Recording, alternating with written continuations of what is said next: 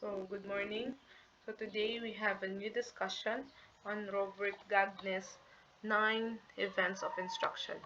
So, these are the following topics that we are to discuss. We have Robert Gagne's bibliography and also the learning hierarchies. So, the learning hierarchies is composed of 9 kabuok. So, these are the 9. And this is ako na to ni. We have number 1 is gaining attention. How will you get the attention of the students? Next, informing the learners of the objectives or expectancy. Then we are stimulating the recall of prior knowledge. Then presenting the stimulus and response. Then providing learning guides. And then elicit performance. Then providing feedback. And lastly, assessing the performance of the students. So, same ra siya, mura siya sa lesson plan na style. So, first we will discuss the topic on the bibliography of Robert Mills Gagne. So, Gagne was an education psychologist named for his work for cognitions of learning. How will you cognition the student? Which identified the mental condition of learnings, and it was published in 1965. Gagne was born in the North Andover, Maine in 1916 and passed away in the year 2002. Gagne earned his PhD in psychology from Brown University in 1940. So also his great contribution is kuan kanang on the basis of instructional design.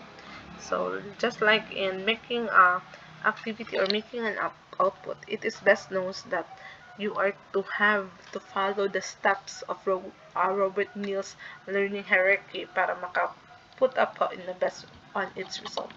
So, so 15 years of his professional careers included the academic as well as the research and development activities, as well as the nakatabang siya sa military training and human resources. So during ato na time siya is wars are at risk, always na war. So in the research development, isa siya sa mga nagtabang para ma-improve ang ilang war activity or war training. Next, it involves in applying instructional theory. So, design to which is computer-generated learning. He is also considered as the major contributor of a systematic approach in instructional design. So, Gagne's 9 event of instruction. It is a method of organizing instructional strategies wherein that the lesson is designed by our professor, R.M. Gagne. So the event of instruction constitute a set of communications to the students which is aimed to aid the learning process.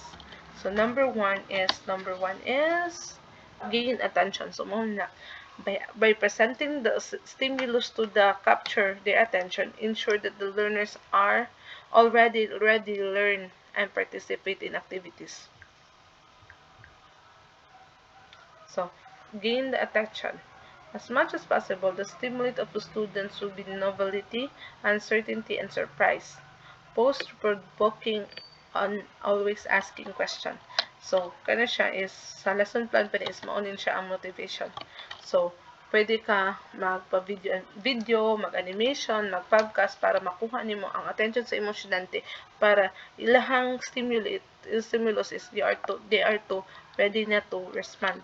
And also, pwede po ka magpangutana para makuha nimo yung attention. Mangutana ka din, uy, pwede na, you can proceed. And also, pwede po engage activities. Engage kag mga activities or mga games that could help your discussion. Next is objective. Inform the student objectives or the outcome of the course or the individual lesson to help them understand what they are expected to learn. Provide objectives before the instruction begin. So in discussion sa lesson plan na is it is advisable nga i-present mo objectives, pero it is not advisable nga basahon nimo.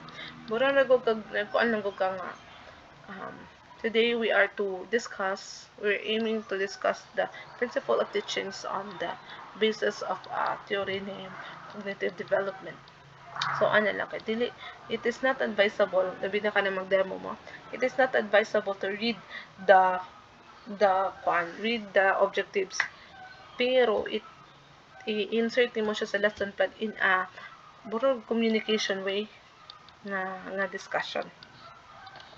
Sunod is kani objectives is what are you expected to learn.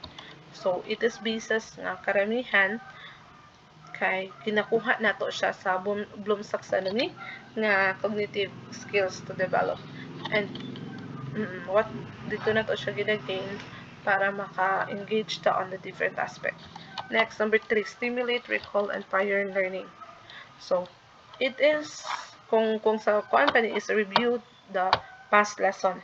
So, recall the prior knowledge, unsa to yung discussed previously, help the student make sense nga, how can they connect the topic to the new topic. So, ask question of the pre-existing knowledge, connect to the topic to this, which is we connect to this topic. Then 4, present the content.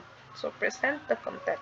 Help the student how to learn by providing instructional support as needed. So, as much as possible in conducting a class or in conducting an instructional design is ever case, you are to organize a meaningful way. How can you organize? So, next is you are to also summarize.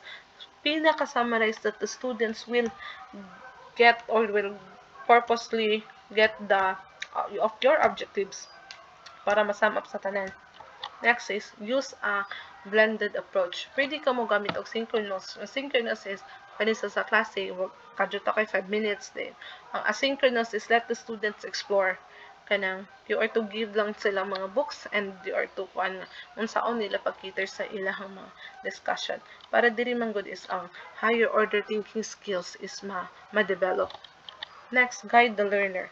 So one of the possible the requirements of a teacher is kalabi na karon na generation is we are to guide the learners. So help the students. So kani again scaffolding is you are to help the students, you are to guide them hanto the students makaadto sa top para you can be the best of them.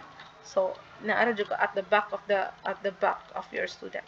So guide some samples. So when you present an activity or when you present an you put guide tagaay sila examples, tagaay sila mga gamit nga they can enhance or they can elaborate more things on their presentation.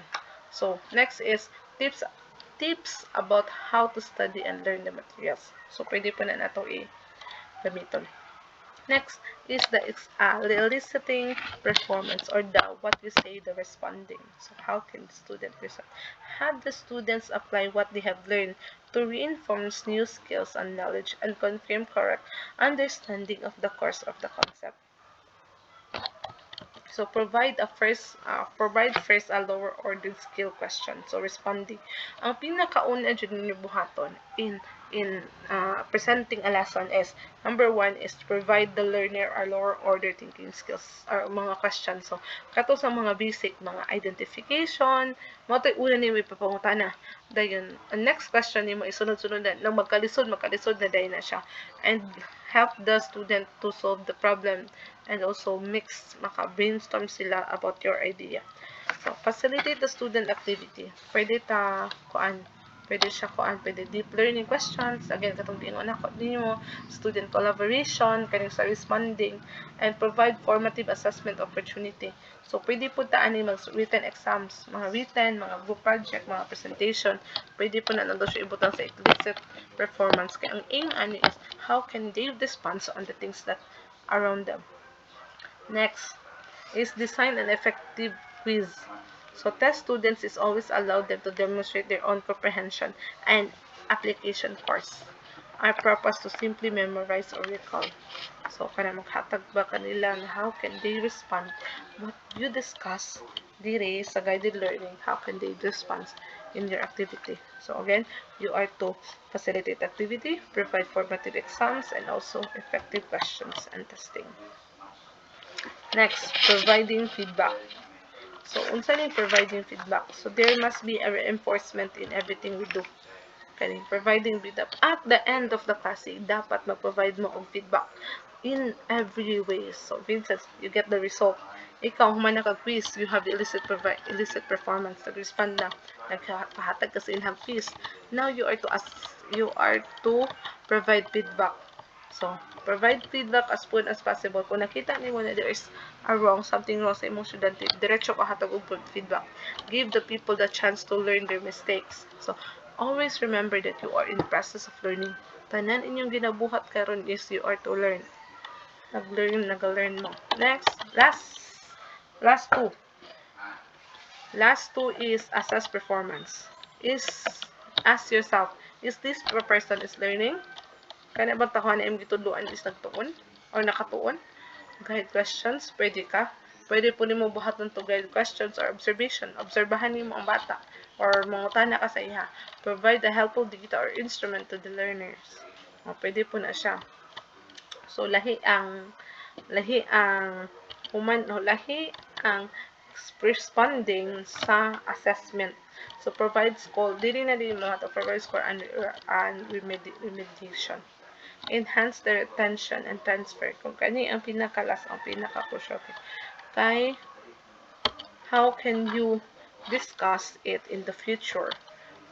Nga, pwede nila magamit as a teacher. Nga, pwede ninyo magamit po as a student teacher. Nga, pwede ninyo magamit po and mirror the performance context. Pwede po na siya. Kanang, what are the things that naa ka diri may mirror nga ikaw makita nimo sa mirror nga wow, this is me. Kana na achieve nimo or nanda ko sa mirror nga ako ba ni Lord? Then relate in real life. So in everything we do, in the theories and in the activities that matters kay always remember that i-relate nimo sa real life nga pwede ba siya applicable. So for your activity, condition activity is these are the 9 theories of learning hierarchies. So, along the way, I will be uploading an activity in Edmodo. And, kuan ka ng gamit para makadiscuss mo nga. Submit to be a video presentation on what they learn on learning in this learning activity mode. So, again, there are 9. We have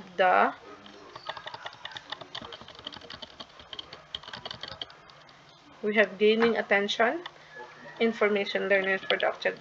So, gaining attention, kaunin mo lang attention, so pwede siya motivation. Informing the learner's objectives, i-present ang imong objectives. Stimulate the recall of learning. So, ang previous topic, i-discuss po nimo. Unsa to ilang na-discuss. Next is presenting a stimulus. How can you discuss or get the attention, or how can you discuss the students?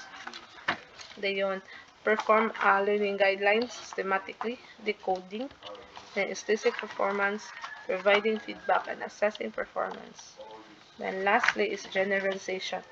Unsaon nimo pag-transfer or unsaon nimo kana siya ma-transfer sa real life. Okay, sige, thank you. That's all. God bless.